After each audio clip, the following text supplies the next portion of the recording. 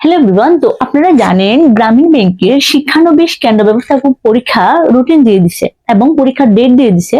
তো এটার জন্য আপনারা কিভাবে গণিত গণিত থেকে প্রস্তুতি নেবেন তার জন্য আপনারা যে যে অধ্যায় থেকে 100% আসতে পারে গণিতের, তো আমি তার শর্টকাট সাজেশন দিয়ে দিচ্ছি বা শর্টকাট বলে দিচ্ছি। এখানে আপনারা গত বছর মানে 23 সালে এখান থেকে আসছে, গড় থেকে আসছে, ঐকিক নিয়ম থেকে আসছে, অনুপাত থেকে আসছে,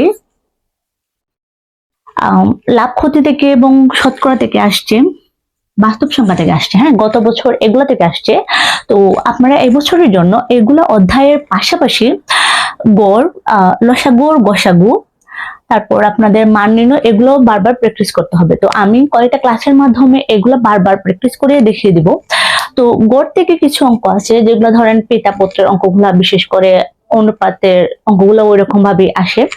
তারপর ঐকিক নিয়মের ক্ষেত্রে আপনারা বারবার ওই অধ্যায়টা খুবই গুরুত্বপূর্ণ, এগুলা বিভিন্ন পরীক্ষাতে সেমই কয়েকটা অধ্যায় থেকে আসে।